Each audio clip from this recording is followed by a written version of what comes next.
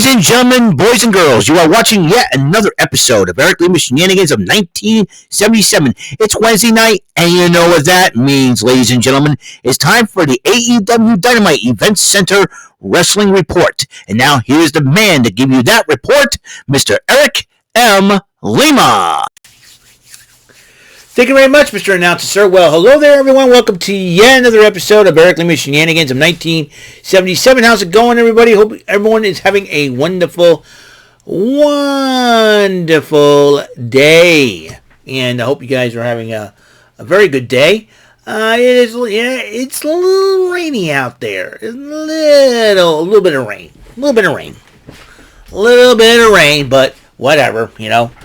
It's a little soaked, but I got all my clothes dry. We're ready to go. We're ready to get back on the feet. Another Thursday afternoon. A little bit of fun later on. We'll be doing the Dugout Crew podcast, episode number 8 of the Dugout Crew podcast over in the David 3000 Network, hosted by yours truly.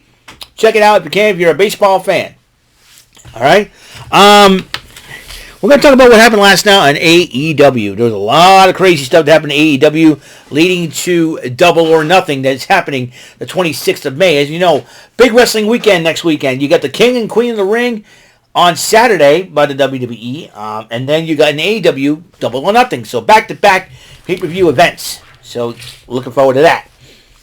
And also tonight we got Rant and Rave. And once again, Brandon Martin for the third straight week in a row will not be able to host the show because he is attending Collision and Rampage tonight. However, Jordy Scow once again will be taking over the reins as host for the third consecutive week in a row. So just tune in anyways, and we got lots to talk about there. Especially what happened last night. Oh Lord, we want chilling with Jordy, man. That was a fun show. That was really fun. The reason why I'm laughing is a lot of crazy things. Oh, by the way, the channel update video will stay on for another few days. After this Saturday, it's going to be taken down. I want to make sure that I know it's just basically any video that not related to the show will be to my show will be taken down. All right, that's my ruling on that because usually I don't make drama videos and all, but that technically was not a drama video, but at the same time. At the same time, just in case. It was a little channel update, you know. No big deal, but still. I want to keep that momentum of my show going. So, speaking of which, let's get going. Let's get talking about this, okay? Alrighty then. Jon Moxley, Bryan Danielson was teaming up against the Don Callis family's member, the Ring of Honor television champion Kyle Fletcher, and former, I think he's now once again the NJPW television champion Jeff Cobb. So two TV champions going at it against the BCC, but both teams were brawling before the bell. In fact, Cobb and Fletcher were jumping on Moxley until Bryan Danielson got into the fight. But despite that, Danielson and Moxley ended up winning the fight. But after the matchup, though, Konosuke Takeshita was attacking Moxley after the matchup, and as all three opponents were attacking Danielson and Moxley, Claudio Castagnoli made the save. So, you know what this means, right? You know, I would see Don Callis family and the Black Book Combat Club going head-to-head. There's going to be something. And Jeff Cobb's nothing but a hired gun of the Don Callis family. And I think with Powerhouse Hobbs out due to an injury, I think Jeff Cobb is perfect to replace Hobbs for the time being until he comes back. Meanwhile, Swerve Strickland was making the media rounds as champion, promoting AEW and whatnot, and becoming the first African-American AEW World Heavyweight Champion is an ultimate honor. So, and Swerve Strickland, there'll be more on him later on the show. Meanwhile, Adam Copeland was about to come out to confront Malachi Black to whether or not he accepts the challenge, Bob Wild Steel Cage matchup. Brody King and Buddy Matthews of the House of Black jumped him from behind, attacking him until Malachi Black comes out. Malachi Black tells Buddy Matthews to hold him. He grabs the wedding ring of Adam Copeland. He says, "I'll tell you what. I'll accept your stipulation, for a barbed wire steel cage. But if you lose, you have to bend the knee to the House of Black. Basically, join them. The House of Black with Adam Copeland joining them could make them more dangerous. You know, and you know Copeland knows a thing or two about factions. Of course, you got the La Familia faction, and that that was the last faction I think he was part of. He started the Judgment Day, obviously. So there's that, and then he was part of the Brood first, and then the Ministry of Darkness, then when he broke away, La Familia with Vicky Guerrero, Chavo Guerrero, the Edgeheads, Zack Ryder, and Kurt Hawkins, and you got freaking Bam Neely. Remember him? Where is he? Where's Bam Neely? Wait, we haven't heard from Bam Neely for quite a while. Anybody know where Bam Neely is? Let me know. Okay, they'll be like, who? Anyways, then you got and then you got the Judgment Day that he started, and then after he got kicked out, the Judgment Day kind of expanded a little bit. Anyway, so there is that. Kyle O'Reilly, though, he tried to come to Adam Copeland's aid, but he just gets attacked and not effective enough. Meanwhile, the Elite is bringing back the Reebok pump sneakers. Remember those back in the day? Looks like the Elite, the Young Bucks are bringing those back. I'll give them that though. They brought back something vintage, and the Reebok pump sneakers. I'll give them that. If I can find another pair and afford another pair, I will buy them. That's for sure. That's the only thing I'll probably buy is Reebok pump sneakers. They're really, really cool. I'll check it out. They're usually on eBay. Anyways. Then the Elite was addressing Eddie Kingston's injury. Renee Paquette interviewed FTR to respond to that.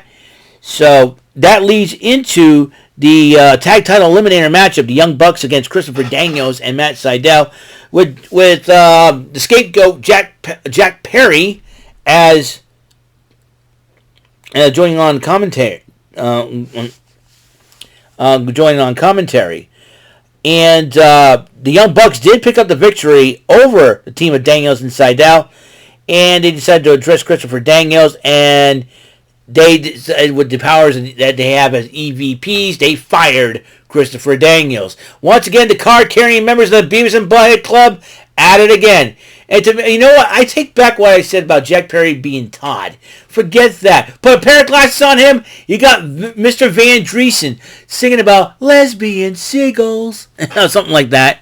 And he pours his drink on Tony Schiavone. Are you freaking kidding me? I would have decked the kid if I had the chance. Because he can pour your drink on me. Whammo! Brass knucks and all. And I'll probably throw him at Logan Paul and go, he hit you. You know what I mean? So... yeah, between Jack Perry and Logan Paul, those two scrawny little punks, I grab them by the neck and go, choke slam both of them, and then pull down one of their pants, stick the other ones up his butt, or something like that. I can't stand Jack Perry. He's being a jerk. And freaking Anna Jay dumped the guy, okay? He's a jerk. You know? Oh, I just love making fun of heels. That's my favorite part. Favorite part as a wrestling fan is you get to make fun of the heels. I know in real life they probably are nice guys, but it's fun when they play the heels. It makes you want to hate them even more. Because there you got Beavis and Butthead, Matt and Nicholas Jackson, okay? Matthew and Nicholas Jackson. Nicholas Jackson, for goodness sakes, shave that stupid beard. You look like Austin Aries on crack once again.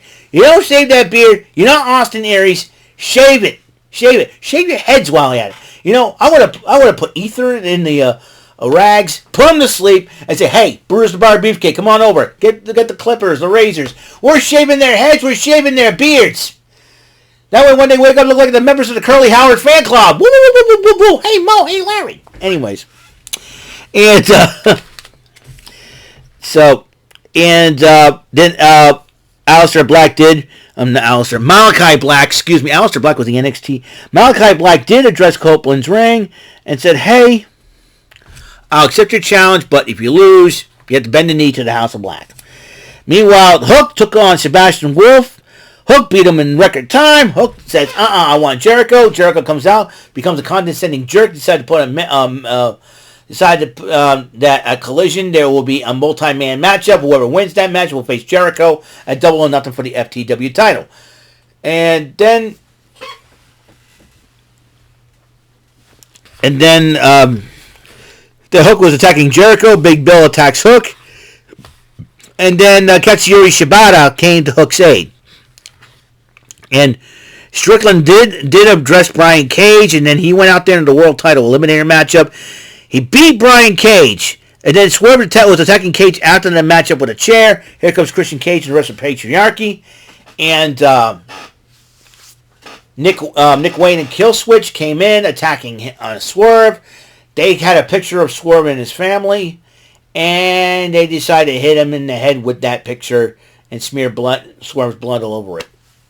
And then Christian Cage taunts him about the family. What is with wrestlers using their families? I'm sure their families probably would not appreciate it, but it's just like if anybody my family, I always said, here, I'll give you some brass knucks here. Boom, knock him out. Talk about my family again, I'll knock your teeth out. You dumb yuts. You know what I mean? Come on now. But anyway, what is the obsession of Christian Cage and dead fathers? Were you trying to be the next Undertaker? Come on. Oh, my goodness. Christian Cage is a weirdo. Condescending weirdo. I don't know what Shannon Way sees in him. Oh. Anyways. So, Renee Paquette interviewed Hook and Katsuyori Shibata about this whole, the whole thing. After Christian Cage addresses Swerve about Double or Nothing. And Hook says he'll go through anybody to get back his FTW title. And Samoa Joe comes in wearing a floral pattern shirt and starts and gets into Hook's face and kind of disrespects Hooks, and Hook says, "I'll fight you too, Joe." And Katsuyori Shibata, deadpan Buster Keaton using the Google Translator app, he puts the phone in Renee's and he basically says through the translator, he is too big to wear a flowered printed shirt. Go look at Katsuyori Shibata, man.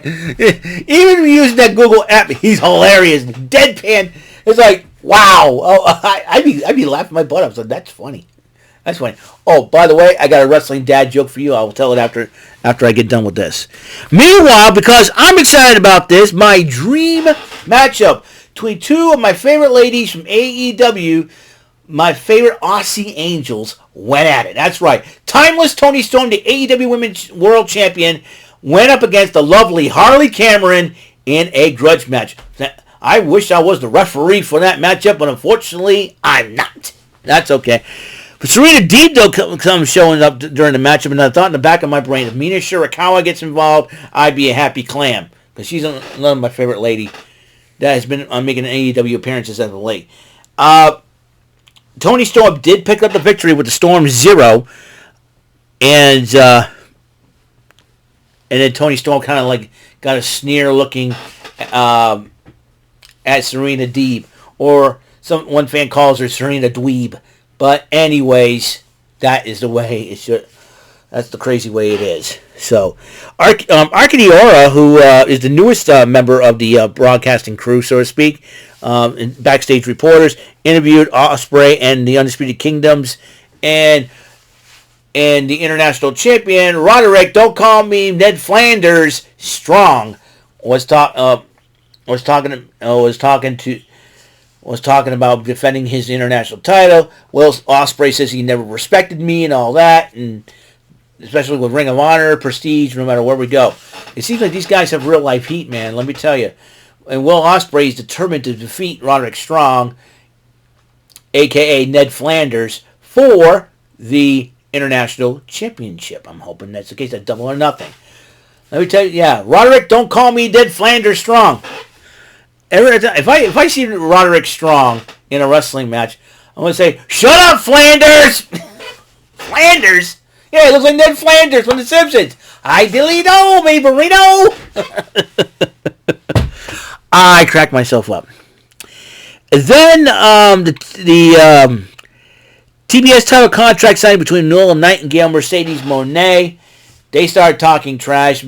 Will Nightingale visited the wrestling club, which just saw the video on X. It was really, really cool. It was really cool.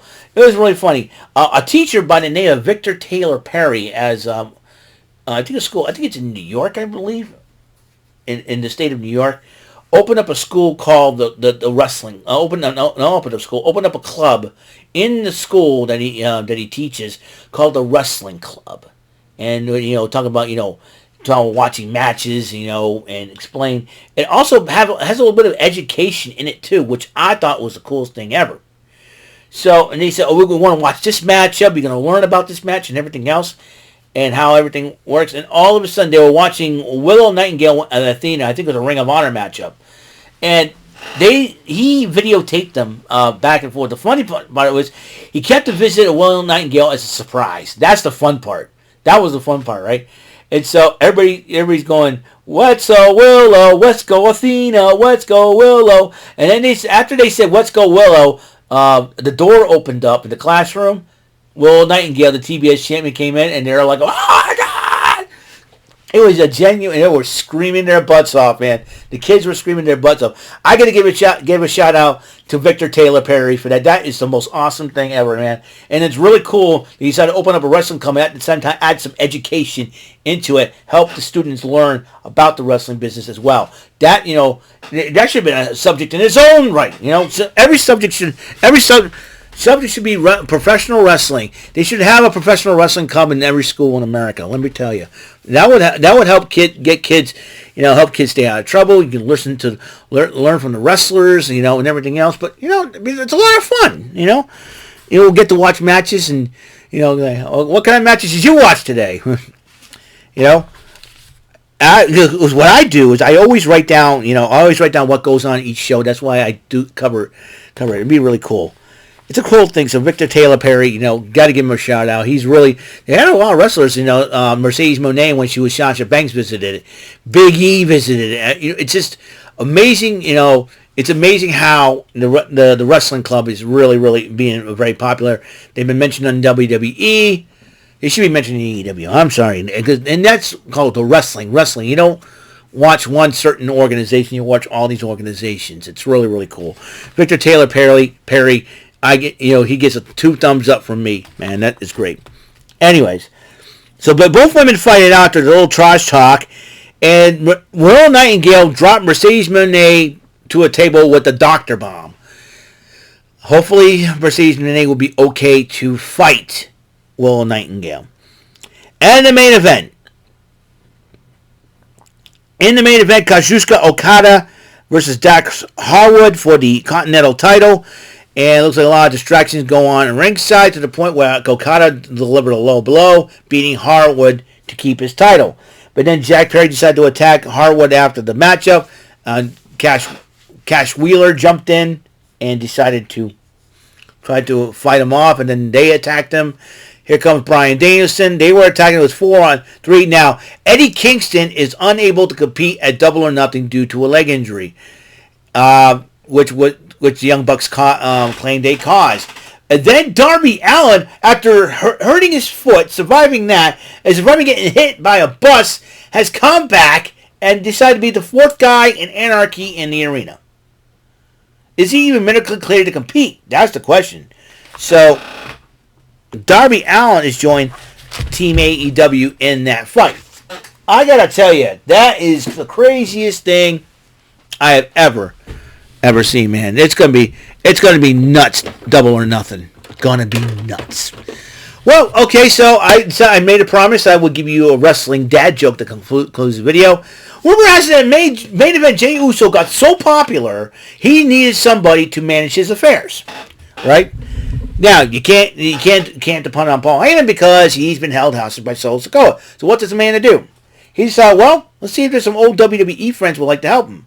His father recommended a former WWE employee to help him. He says, well, he used to be a timekeeper and he serves beer. Now Jey Uso has got to stay with the beer. I'll do without the beer part. He used to be a timekeeper, but I need him as a manager. He said, okay, I'll talk to him. He accepted the job. The man's name? Mark Yeaton. If you don't get the joke, you're not a true wrestling fan. Okay, I will see you guys later. That's it for episode 1409 of Eric Lima Shenanigans of 1977. Remember that channel update video I made is outside the show. Even though it has to do with the show, will be taken down after this weekend. So be well on that. All right, so up next, episode 1410, some Press Your Luck.